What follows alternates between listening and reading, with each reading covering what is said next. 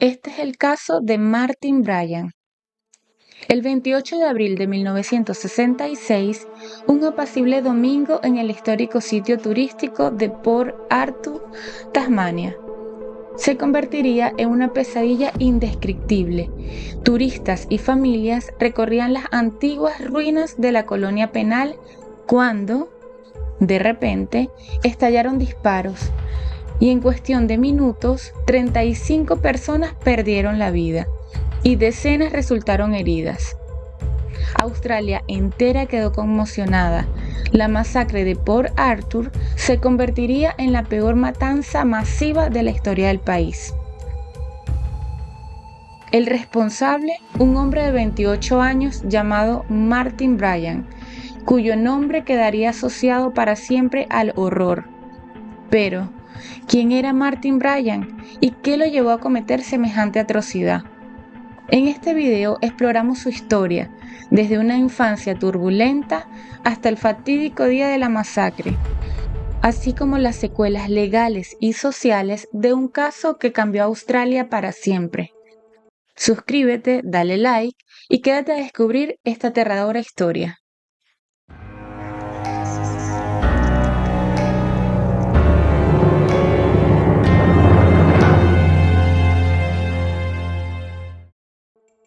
Una infancia marcada de turbulencias. Martin John Bryan nació el 7 de mayo de 1967 en Hobart, Tasmania, y creció en un entorno familiar aparentemente normal. Sin embargo, desde muy pequeño mostró comportamientos inquietantes. Su madre recordaría años después que Martin era un chico diferente y muy difícil. A menudo encontraba sus juguetes rotos sin motivo aparente.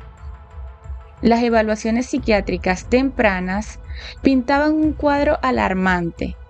Un especialista advirtió a sus padres que Martin nunca podría mantener un trabajo porque irritaría a la gente hasta meterse siempre en problemas. Ya en la escuela, sus maestros lo describían como un chico desconectado de la realidad y carente de empatía, que sufría bullying por parte de los otros niños. Bryan respondía con conductas perturbadoras. Se sabe que torturaba animales y agredía a compañeros.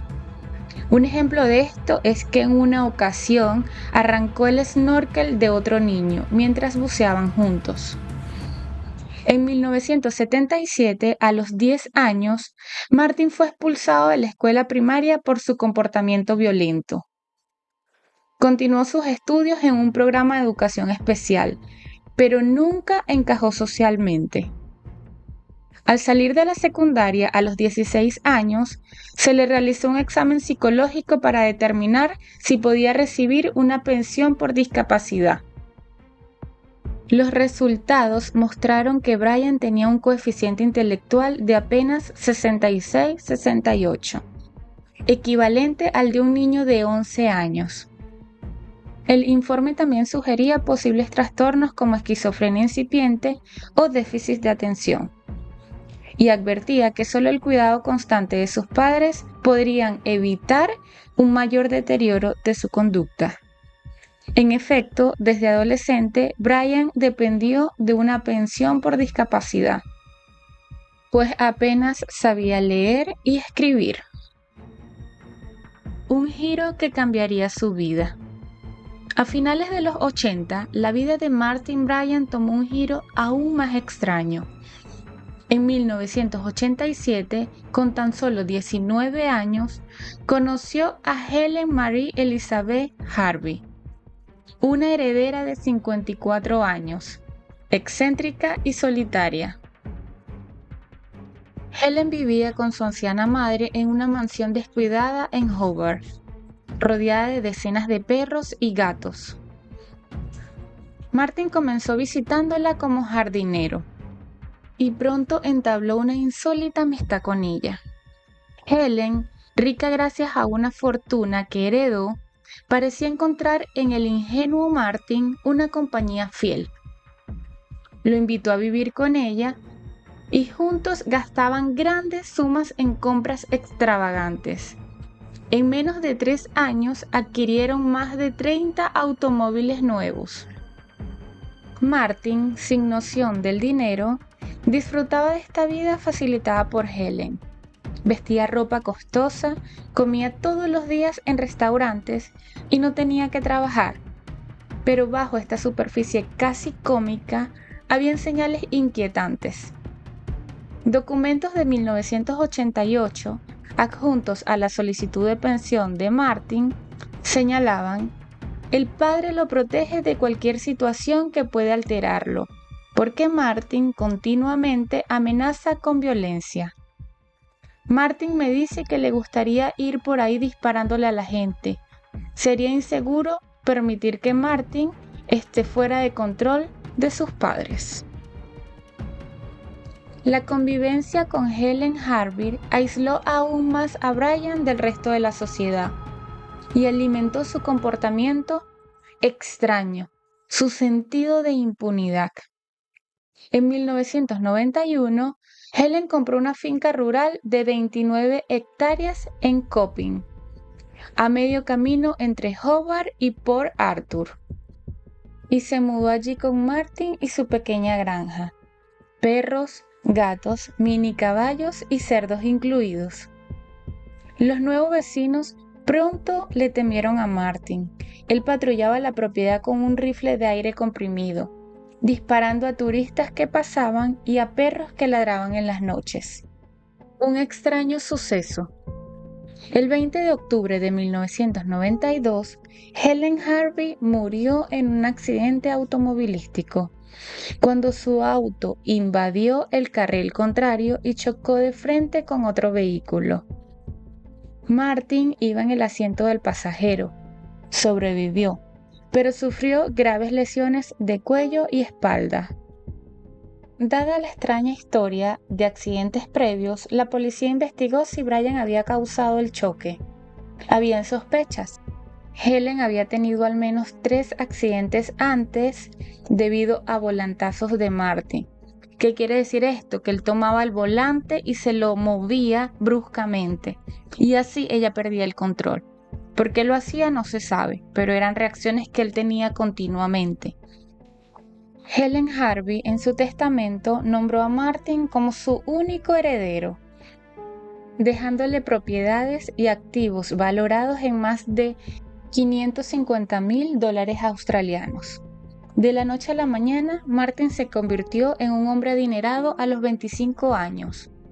Aunque debido a su limitada capacidad intelectual, su madre, Carlene, obtuvo la custodia legal de la fortuna, para que fuera administrada por sus tutores oficiales. La muerte de Helen marcó a Martin. Sin su extravagante mentora, quedó al cuidado de su padre en la finca de Copping. Maurice Bryan, el padre de Martin, era un hombre profundamente deprimido. Se dice que siempre guardó resentimiento por no haber podido comprar la granja, la propiedad que los Harvey Martin adquirieron antes que él. Siempre deseó esa propiedad, pero nunca la pudo tener. Entró en una espiral oscura, tomaba antidepresivos y siempre daba señales de despedida. En agosto de 1993, apenas unos meses después del accidente de Helen, Maurice desapareció. Un visitante encontró en la puerta de la finca una nota que decía «Llama a la policía» y varios miles de dólares en el auto familiar. Tras una búsqueda angustiosa, buzos de la policía hallaron el cuerpo de Maurice Bryan el 16 de agosto en el fondo de una represa de la propiedad, con un cinturón de pesas de buceo atado al cuello. Tenía 60 años. La muerte fue declarada suicidio. Un acto posiblemente impulsado por la depresión y las desgracias acumuladas. Martin heredó unos $250,000 australianos del fondo de jubilación de su padre, consolidando aún más su situación económica holgada. Ahora huérfano de figura paterna, Martin vendió la granja de Copping y regresó a la mansión de Helen, en el suburbio de Newtown, Hobart. Contaba con dinero, casas y total libertad, pero su comportamiento se volvió cada vez más errático y solitario. En 1994, Martin conoció a Janetta Honey, de 19 años, a través de sus madres en la iglesia local. Al principio, Janetta lo encontró muy amable, demasiado amable. Martin se esmeró en causarle buena impresión, llevándola a paseos, comprándole helado, mostrándose servicial. Martin intentaba proyectar la imagen de un joven adinerado y atractivo. Janetta aceptó salir con él y viajaron juntos en varias ocasiones. Incluso fueron a parques de diversiones donde ella notó que Martin se transformaba en un niño pequeño. Tras 8 meses, Janetta rompió la relación confesando que Brian era demasiado raro y que llegó a asustarlas con sus comportamientos impredecibles y extraños. El rechazo romántico y el aislamiento social parecieron profundizar el resentimiento de Brian. En 1995, Martin, ahora con 27 años, prácticamente no tenía amigos. Pasaba sus días solitario, viajando en auto, pescando y viendo películas violentas. Se volvió descuidado con su aspecto, dejó de bañarse con regularidad y vestía siempre la misma ropa. Masacre de Port Arthur. El 28 de abril de 1996, Martin Bryan, de 28 años, comenzó el día eliminando a David y Noelle Harvey Martin en su propiedad, debido al resentimiento que sentía por ellos, ya que su padre sufría depresión porque no pudo obtener nunca ese lugar. Luego condujo hasta el sitio turístico de Port Arthur, donde entró al Broa Arrow Café cargando un bolso con un fusil semiautomático AR-15. A la 1:30 p.m., sin previo aviso, abrió fuego dentro del café, eliminando a 20 personas en solo 2 minutos. Luego salió y continuó disparando a turistas en el estacionamiento y en las cercanías, eliminando a una madre y sus 2 hijas que se encontró en el camino, y así como a varios ocupantes de otros vehículos. Robó un BMW tras eliminar a sus ocupantes y secuestró a un hombre, regresando hacia la finca con él como rehén. El total de los eliminados fueron 35 personas e hirió a más de 20. Tras un enfrentamiento con la policía que duró toda la noche, Brian incendió la casa al amanecer el 29 de abril y fue capturado mientras huía, con quemaduras graves en el cuerpo. Perfil psicológico. Martin Bryan tenía un coeficiente intelectual de aproximadamente 66, lo que indica discapacidad intelectual.